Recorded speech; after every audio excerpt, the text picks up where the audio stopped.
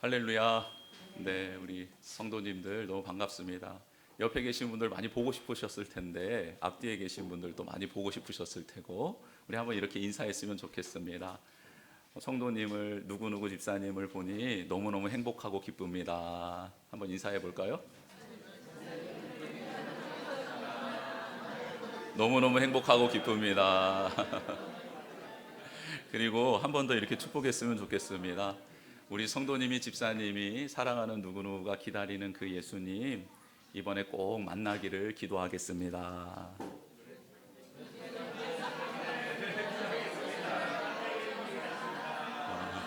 그 예수님 꼭 기다리고 있으실 텐데 만나기를 축복합니다. 네, 우리 지금 오늘 본문에 등장하는 이 마리아 찬가는 굉장히 유명한 말씀이고 뭐 오페라도 뮤지컬로도 뭐 이런 많은 곡들이 또 쓰여진 내용이기도 합니다. 너무나도 귀한 찬양의 가사이죠.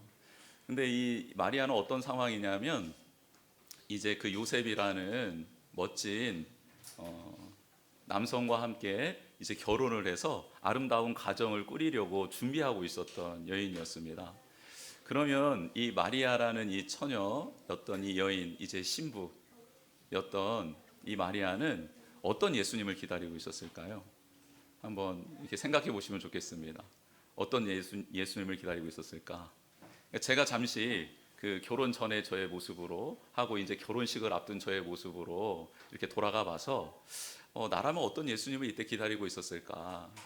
나의 죄를 사해 주시는 예수님은 아니고요. 막 내가 어두워서 막 빛이 이것도 아니고요. 내가 막 먹을 게 없고 너무 힘들어서 먹을 거를 주시고 이것도 아니고, 막 내가 너무 어두워서 막 솟아날 힘이 없어서 아니면 에너지 넘치고 있었거든요. 그럼 나는 도대체 어떤 예수님을 기다리고 있었을까? 이거였습니다. 결혼 전 제가 예수님을 기다리며 기도하고 있었던 내용은 멋진 결혼식이, 평생 잊지 못할 결혼식이 잘 진행되게 해주시고 이후에 탄탄대로의 삶이 열려지기를 원합니다. 도와주시옵소서라고 해서 저의 뜻을, 그리고 저의 생각을, 저의 마음을 이루어 주실 예수 그리스도를 기다리고 있었던 것이죠. 근데 당시 마리아뿐만 아니라 이스라엘 모든 백성은 어떤 예수님을 기다리고 있었냐면 로마의 압제로부터 우리를 해방시켜 줄 그런 메시아를 기다리고 있었던 거예요. 그래서 조금은 먹고 살기 좋은 시대가 열렸으면 좋겠다. 그리고 자유로운 시대가 열렸으면 좋겠다. 그 시대를 열어줄 나의 왕, 나의 메시아가 왔으면 좋겠다라고 그렇게 기다리고 있었던 것이죠. 결혼을 앞둔 마리아도 이제 결혼을 해서 좀 평안하고 좀 넉넉하고 그리고 남편의 보호 아래 있지만 그래도 평안한 삶이 펼쳐졌으면 좋겠다라는 것을 꿈꾸며 결혼을 준비하고 있었을 것입니다. 근데 이게 웬일입니까? 어느 날 가브리엘 천사가 마리아를 찾아와서 이렇게 말을 하는 것입니다. 무슨 말을 하냐면 은혜 받은 자여 평안할지어다 주께서 너와 함께 하시도다. 한번 따라해 보겠습니다. 은혜를 받은 자여 평안할지어다. 주께서 너와 함께 하시도다. 이런 말씀 듣는다면 기분 좋겠습니까? 안 좋겠습니까? 여기까지는 좋습니다. 여기까지는 좋아요. 그런데 이 후의 말씀이 너무 이 처녀였던 마리아에게는 황당한 내용이었던 거예요. 뭐냐면 이어서 천사가 이렇게 말하는 겁니다. 보라, 내가 잉태하여 아들을 낳으리니 그 이름을 예수라 하라. 그가 큰 자가 되고 지극히 높으신 이에 아들이라 일컬어질 것이요 주 하나님께서 그 조상 다윗의 왕위를 그에게 주시리니 영원히 야곱의 집을 왕으로 다스릴 것이며 그 나라가 무궁하리라. 황당한 게 두 가지예요. 첫 번째는 남자를 모르는 이 처녀인 마리아가 임신하게 될 거다라는 사실, 첫 번째. 두 번째는 아직 만나지도 못하고 보지도 못한 아이에 대해서 엄청난 소식을 전해주고 자신의 미래에 대해서는 아무런 말씀을 하지 않는 거예요. 나는 지금 내가 어떻게 되는가가 중요한데 이것은 만나보지도 못하고 어떻게 될지도 모르는 이 태아에 대한 소식을 계속해서 나에게 전해주시는 겁니다. 이 두 가지가 너무 당황스러웠던 거예요. 그래서 마리아가 그 천사에게 이렇게 다시 반문을 합니다. 나는 남자를 알지 못하니 어찌 이 일이 있으리이까. 저 처녀고 아직 결혼도 안 했어요. 남자를 몰라요. 잉태하는 것도 문제지만 근데 그 아이에 대해서 이렇게 알려주시는데 이게 감당이 되지 않습니다. 무슨 말인지 못 알아듣겠습니다. 이렇게 말을 하는 거죠. 그랬더니 천사가 이어서 이렇게 다시 말합니다. 성령이 내게 임하시고 지극히 높으신 이의 능력이 너를 덮으시리니 이러므로 나실 바 거룩한 이는 하나님의 아들이라 일컬어지리라. 보라 내 친족 엘리사벳도 늙어서 아들을 배었느니라. 본래 임신하지 못한다고 알려진 이가 이미 6달이나 되었으니 대저 하나님의 모든 말씀은 능하지 못하심이 없느니라.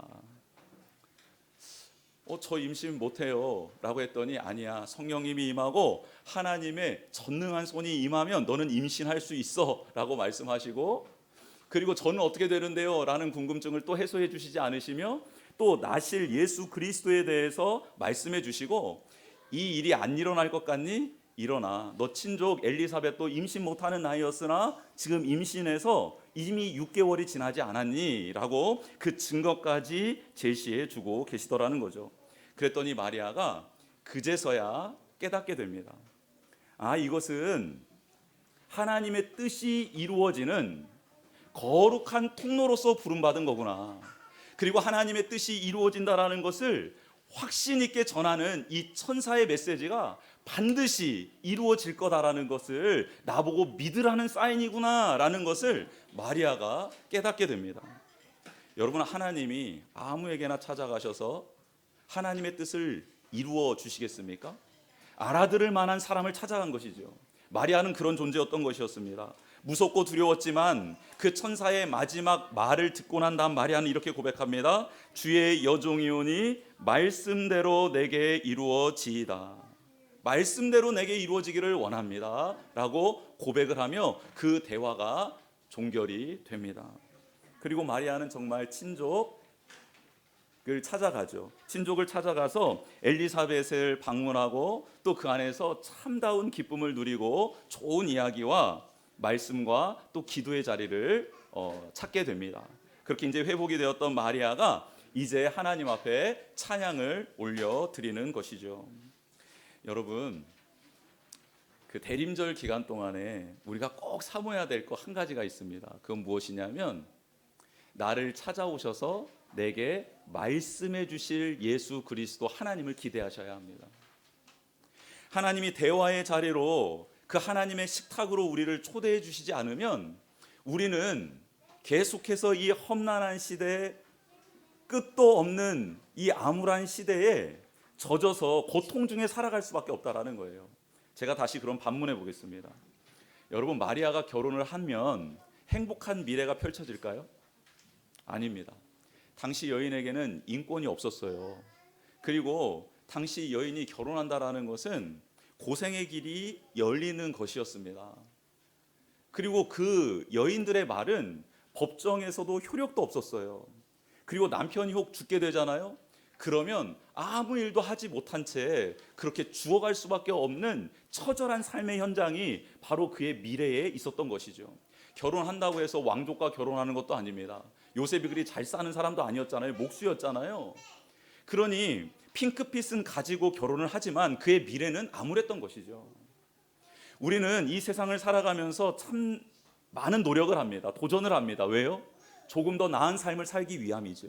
좀 더 평안한 삶을 살기 위함입니다. 그런데 하나님은 알고 계셨던 거예요. 우리의 삶은 우리가 노력한 대로 되지 않고, 그리고 많은 것을 취하고 얻었다고 행복해지는 것도 아니고, 명성이 높아지고 권력을 얻고 명예를 얻었다고 행복해지는 것이 아니라 하나님의 말씀을 듣게 되고 그 하나님이 누구신지를 알게 될 때 참된 기쁨과 행복을 누리게 된다라고 말씀해 주고 있는 것 아니겠습니까? 하나님은 마리아를 그 하나님의 테이블로 초대해 주신 것입니다. 마리아는 알게 되었어요. 세상의 이치로 깨달을 수 없고 이해할 수 없는 일이 하나님은 가능하신 분이구나. 그런 모든 일을 행하실 수 있는 분이구나라는 것을 깨닫게 되었습니다. 또한 온 우주 만물을 창조하신 그 하나님이 우리를 얼마나 사랑하시면 나의 몸 안에 태아로 임재하시겠다라고 말씀하시는지 그 사랑을 또한 깨닫게 됩니다. 그리고 한번 말씀하신 것은 변개치 않고 반드시 이루실 것이다라는 것을 깨닫고 그렇게 하나님 앞에 그 말씀대로 이루어지기를 원합니다라고 고백한 것이죠. 사랑하는 성도 여러분, 우리는 하나님에 대해서 얼마나 많이 알고 있습니까? 하나님이 어떤 분이라고 성경은 말씀하고 있지요? 하나님은 사랑이시다라고 말씀하고 있습니다. 정말 하나님은 우리를 너무 많이 사랑하시죠. 그래서 예수님 이 땅에 오셨고 예수님께서는 자신의 모든 것을 내어 주셨습니다. 그러면서 이런 비유로 말씀해 주시죠. 둘째 아들 돌아온 탕자 이야기입니다. 아버지 입장에서 보면 자신의 재산을 죽지도 않았는데 먼저 분깃을 띄어가지고 타국에 가서 허랑방탕하게 살다가 그렇게 돌아오는 이 아들, 배은망덕한 아들 아닙니까? 그러면 잊어버려도 되고 매몰차게 떠나보내도 되는 것 아닐까요? 그런데 이 아버지는 어떤 아버지입니까? 그 아들을 맞아주시는 아버지입니다. 기다리는 아버지입니다.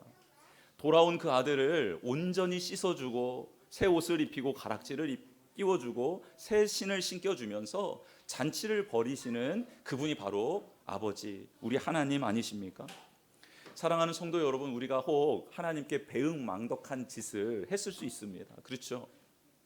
하나님이 원하시는 것을 알지만 그것을 모른 척하며 내 뜻대로 살아갔던 삶이 있을 수 있습니다.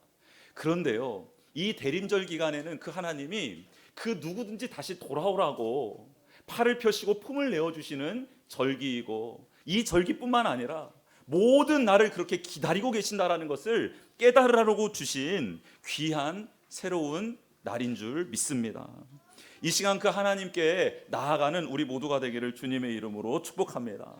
또한 하나님은 어떤 분이십니까? 그 하나님은 우리가 눈에 보이는 대로 일하시는 분이 아니라 믿음의 고백대로 일하시는 분임을 알려주십니다. 하나님을 아는 지식이 탁월했던 다윗은 골리앗 앞에 서지요. 그리고 세상이 돌아가는 이치에 대해서 놀랍게 선포합니다. 세상은 힘센 사람이 이긴다고 생각하지요. 강한 무기를 든 사람이 이기고 전투 경험이 많은 사람이 승리할 거다라고 외칩니다. 전쟁의 승패는 그런 위대한 장수에게 달려있다라고 말하는 이 세상 가운데 아니야, 그건 세상이 돌아가는 이치가 아니야, 본질은 이거야 라고 어린 다윗은 외치고 있지 않습니까? 만군의 여호와 하나님이 전쟁의 승패를 가늠하시는 분이다라고 외치고 있습니다.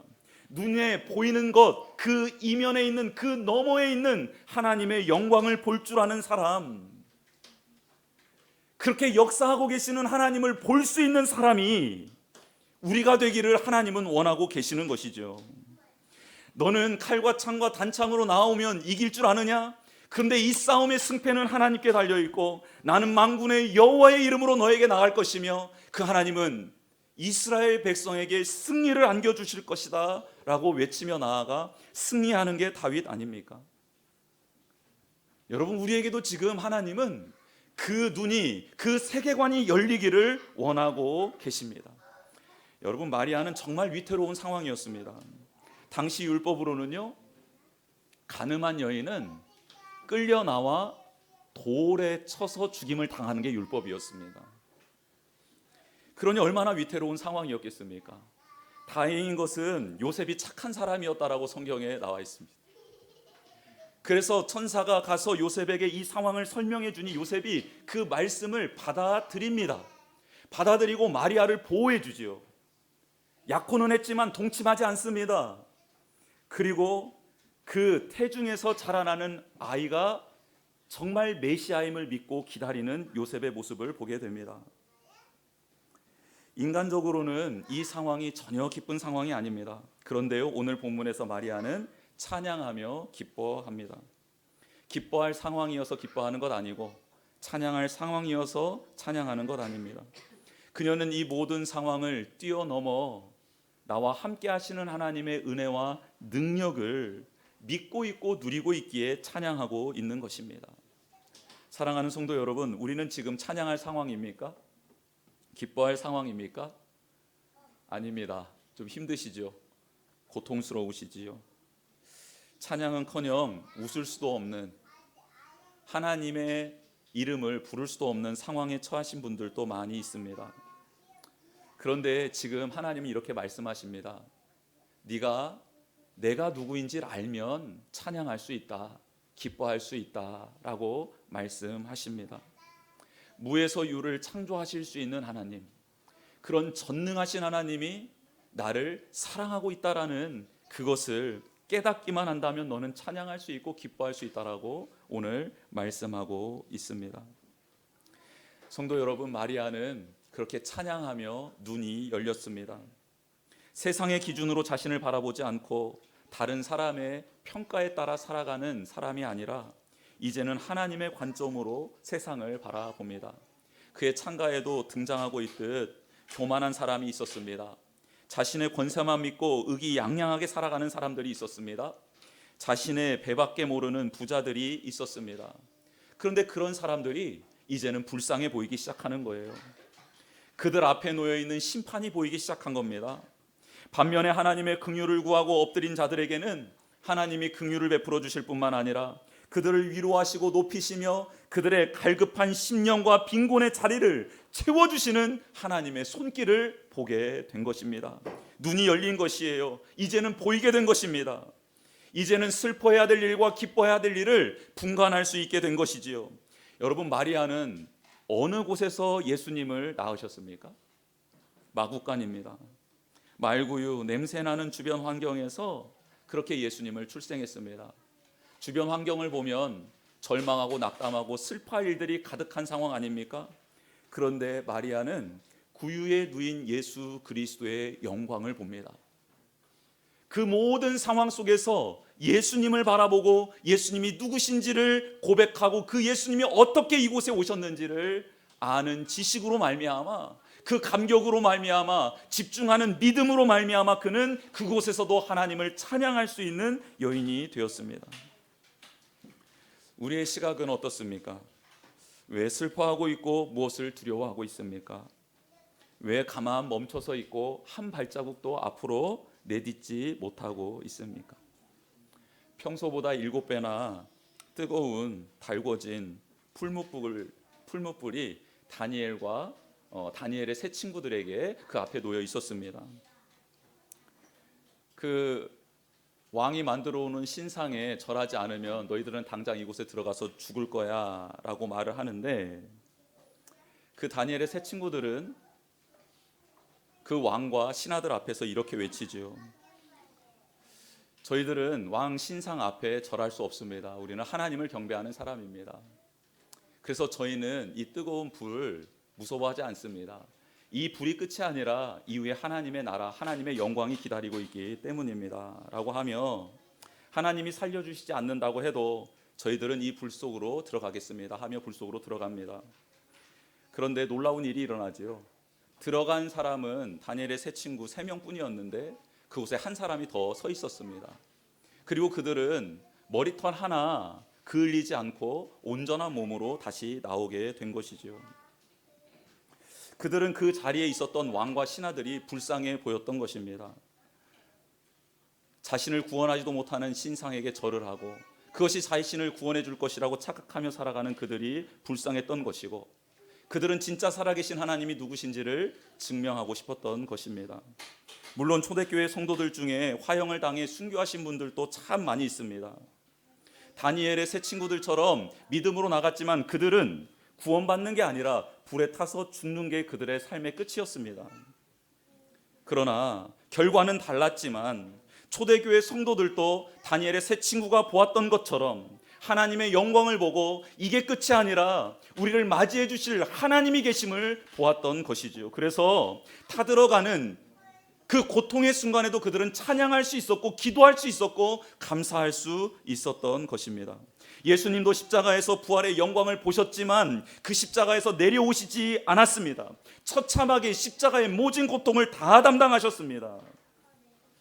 그 자리에서 충분히 로마의 병정을 물리칠 수도 있었고 스스로 치유하시며 내려오실 수도 있었지만 아니요, 그 모든 고통을 다 감당하셨습니다. 십자가를 붙드신 것이죠. 끝까지 하나님의 말씀 앞에 엎드리신 것입니다.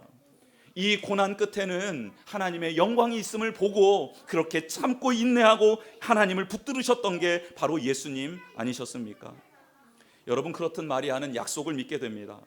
아브라함과 다윗에게 약속해 주신 하나님의 뜻이 이루어질 것이다.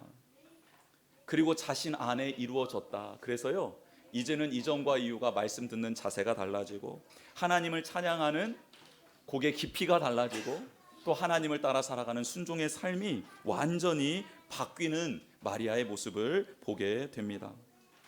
우리도 하나님의 말씀을 매일매일 받고 있습니다. 그 말씀이 우리의 빛과 또 우리의 진리가 되어 주실 줄 믿습니다. 어둡고 힘든 이 시대 가운데 빛이시고 말씀이신 예수 그리스도, 그분을 온전히 믿고 나아가고 그분을 만나는 우리 모두가 되기를 주님의 이름으로 축복합니다. 이 시간 같이 주보 내용 한번 채워보도록 하겠습니다.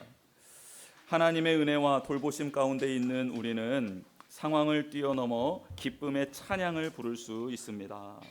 그 은혜와 돌보심을 기억했으면 좋겠습니다. 하나님을 만난 사람은 역사 가운데 임재하신 하나님의 영광을 보며 순종의 삶을 살아갑니다. 볼 수 있었으면 좋겠습니다. 우리가 그 영광을 보고 그 하나님의 손을 보았으면 좋겠습니다. 하나님은 우리가 말씀을 알고 있는 것을 넘어 말씀의 인도함을 받고 말씀의 능력을 체험하길 원하고 계십니다. 그 말씀은 살아계신 하나님의 음성입니다. 그 말씀을 통해 우리가 새롭게 되고 회복되는 은혜가 있기를 주님의 이름으로 축복합니다. 이 시간 같이 주의 아버지 찬양